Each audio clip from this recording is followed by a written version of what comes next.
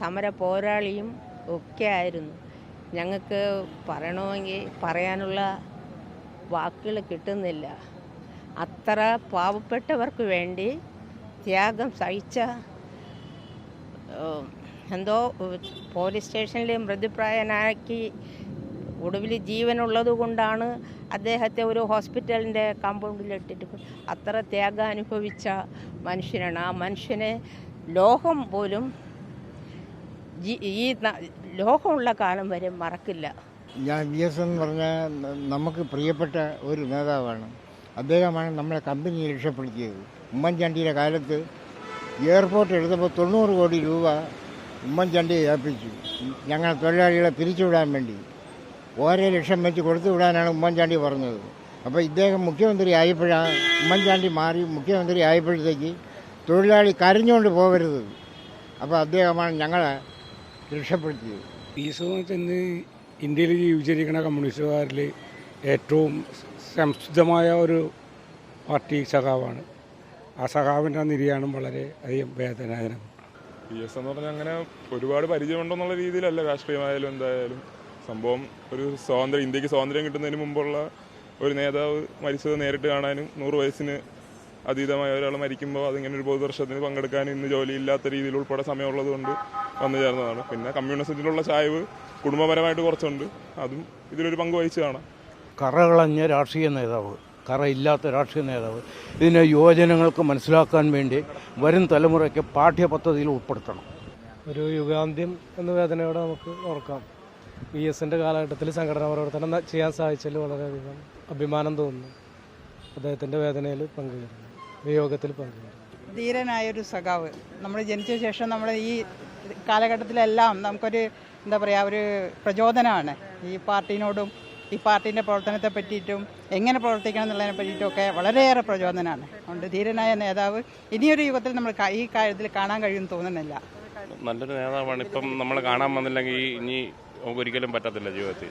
അവസാനമായിട്ടൊന്ന് കാണാനുള്ള ചാൻസ് കേട്ട് പരിചയമാണ് ഉള്ളത്. കണ്ണേക്കറിലെ VS എന്ന് വിളിക്കുമ്പോൾ തന്നെ നമുക്ക് മനസ്സിലാക്കാൻ സാധിക്കും അത്ര ജനഹൃദയനാണ്. ബാലസംഘത്തിലെ പ്രവർത്തകയാണ് ഞാൻ. അതുകൊണ്ട് തന്നെ കേട്ടറിവ് അത്ര ഒരു വിപ്ലവ നായകനെ കാണാതെ ഒരു നോക്ക് കാണാൻ അവസാനമായി കാണാൻ വന്നതാണ്. VS കേരള രാഷ്ട്രീയത്തിലൊരു തീരാ നഷ്ടമാണ്. VSനെ പോലെ VS മാത്രമേ ഉള്ളൂ. അത് ഇനി കേരളക്കരയിൽ ഇന്ത്യയിലൊട്ടാകെ ഇതുപോലെ രാഷ്ട്രീയ നേതാവിനെ കാണാൻ പറ്റും. പല കമ്മിറ്റികളിൽ വെച്ച് കാണാൻ കഴിഞ്ഞിട്ടുണ്ട്. നേരിട്ട് സംസാരിക്കാൻ പറ്റിയിട്ടില്ല. അവതാര പുരുഷനാണ്. ഇനിയും അവതാരങ്ങൾ വന്നുകൊണ്ടിരിക്കും. Legendary leader. ഒന്ന് അവസാനമായിട്ടൊന്ന് കാണാൻ പോവുകയാണ്. VS നല്ലൊരു ഭരണാധികാരിയായിരുന്നു. നല്ലൊരു ഈ തലമുറയിൽ തന്നെ അറിയപ്പെടുന്ന ഒരു കമ്മ്യൂണിസ്റ്റ്, യഥാർത്ഥ ഒരു കമ്മ്യൂണിസ്റ്റായിരുന്നു. സാധാരണ ജനങ്ങളോടൊപ്പം എന്നും നിലകൊണ്ട യഥാർത്ഥ ഒരു കമ്മ്യൂണിസ്റ്റ് വിപ്ലവകാരിയായിരുന്നു VS. അദ്ദേഹത്തിന് ലാൽ സലാം വിപ്ലവാദിത്യം. ഒരു കമ്മ്യൂണിസ്റ്റ് എങ്ങനെ ആയിരിക്കണം, എന്തായിരിക്കണം എന്ന് ഞങ്ങളെപ്പോലെയുള്ള കമ്മ്യൂണിസ്റ്റുകാർക്ക് കാണിച്ചു തന്ന അജയനായ ഒരു നേതാവെന്നാണ് എനിക്ക് പറയാനുള്ളത്. ഞാൻ അദ്ദേഹത്തെ ഒരുപാട് ആരാധിക്കുന്ന ഒരു വ്യക്തിയാണ്. എനിക്ക് VS എന്ന് കേൾക്കുമ്പോൾ എനിക്കെന്തോ ഇങ്ങനെ ആയിരിക്കണം, ഇങ്ങനെയുള്ളവർ കുറഞ്ഞു വരുന്നില്ലേ എന്നൊക്കെ ഞാൻ നമ്മുടെ ഇപ്പോഴത്തെ നേതാക്കന്മാരോട് ചോദിക്കാറുണ്ട്. VS ഇന്ത്യ കണ്ടതിൽ വെച്ച് ഏറ്റവും സമരവീര്യമുള്ള തൊഴിലാളി വർഗ പ്രസ്ഥാനത്തിൻ്റെ വിപ്ലവ നായകൻ. ഒരിക്കലും അദ്ദേഹത്തിന് മരിക്കില്ല. ഞങ്ങളിലൂടെ, ജനങ്ങളിലൂടെ, ഇന്ത്യയിലെ തൊഴിലാളി വർഗത്തിൻ്റെ മനസ്സിലൂടെ അദ്ദേഹം ജീവിക്കും.